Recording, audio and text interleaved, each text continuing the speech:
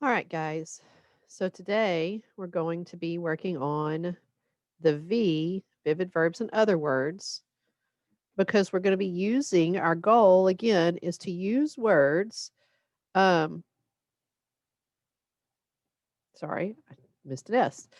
Our goal is to use words, specific verbs, specific nouns to create tone, mood, and voice. So let's look at a student paper that didn't do this and talk about how we could do that so you can do it on your paper.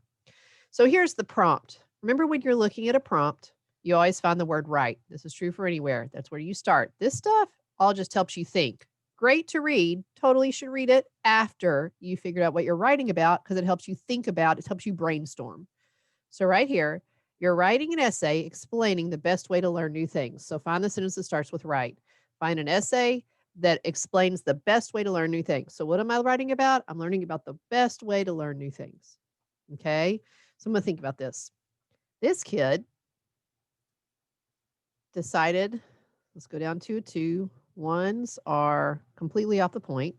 So let's go down to a 2 that's on the point. Okay. So, best way to learn new things. Look how this kid starts. Ways of learning new things. Many people have different ways of learning new things, but for me, the best way is to watch and learn. Like when the first weeks were made, like when the first wheels were made, or learning new math. Okay, so this kid is going to tell us that the best way to learn is by watching and learning.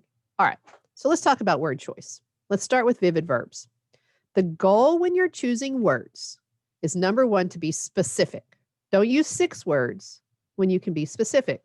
So look what he's talking about. The main point of his paper is his thesis is that he's going to watch and learn. What is one word for what you do when you watch to learn? If you're watching a science experiment to see what happens, what are you doing? If you're out in the wild watching birds through your, goggles to learn about their behavior, what are you doing? If I'm watching a teacher to see how they're doing, or a teacher is watching a student to see how they're doing, what are we doing? We're observing. See how he uses 3 words, watch and learn, when he should be using 1? But for me, the best way is to observe. Rule number 1, try to use 1 word instead of 3. So go back and look at your paper. Are you using things like she ran really fast? Okay, so what's 1 word for really fast? Sprinted. If you're talking about a horse, galloped, right? So try to use places specifically and start with your verbs. Am I using really, a lot, very? If so, I'm using adverbs to make those verbs stronger. I don't need to do that. Get rid of the adverb and use one really good specific verb. So look at your verbs. Where can your verbs be more specific? Okay. Now, we can also look at our nouns. So let's look at this paragraph. My first reason is the first will. A caveman probably sculpted one. Now check it out. That's a good verb, sculpted. He didn't say cut it out of stone. He used the word sculpted. That's a good verb. Then other cavemen started building and followed the same instructions. Okay, how about this one? Started building. What was that caveman doing?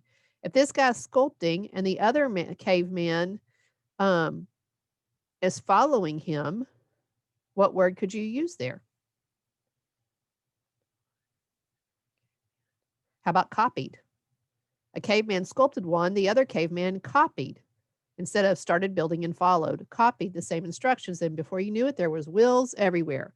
Okay, you and I see his idea. The first caveman makes a wheel, somebody else sees him, then all of a sudden there's wheels everywhere. But is he choosing specific words or is he just writing? Okay, so let's choose some specific words to make this stronger. Okay, my first reason is the first will. Okay, how can we make that stronger with specific words? Well, what if we just get that down to the most important word first? First, comma. Imagine a caveman who sculpted the first will. Now, who is it that's watching? Because now he just says the other caveman. Okay, but who is it? Who's seeing the caveman? Well, another guy in the cave.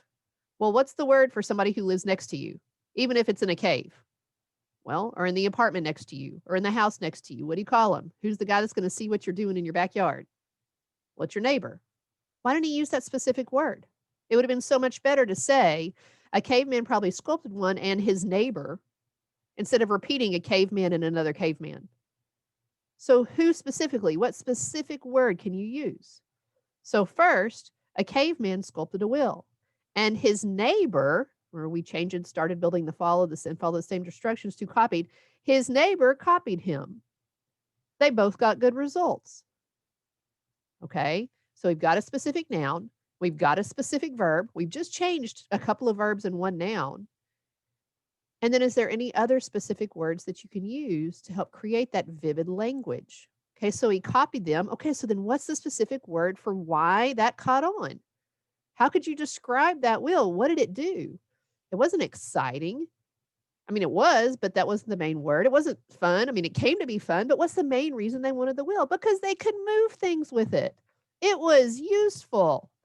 All of a sudden, they can move their things more easily down the road, right? So, first, a caveman sculpted a wheel. His neighbor copied him when he saw the success. From that point on, it was easier for them to move their belongings, and everyone in the cave became jealous. Okay, jealous is that specific word. Now you're giving me reasons, and everybody in the cave became jealous. Before you knew it, it was everywhere. That paragraph has already gone from below expectation to on expectation just because you're using specific words. Today, your goal is to go back through your paper, and it is to figure out what tone you want to set. Are your paragraphs supposed to have a tone that's happy? Are your paragraphs supposed to show difficulty, sadness? What is the tone that you're setting in your paper? Okay. And I want you to go back and look at your words, look at your verbs, look at your nouns, and look at other words. Make your words more specific so that I hear the tone that you're trying to set. And when you do that, you're going to get your own voice. Because when you stop writing the sentences that everybody will write and make yourself choose specific words that only come to your brain, your voice, your way of saying this paper is going to come out.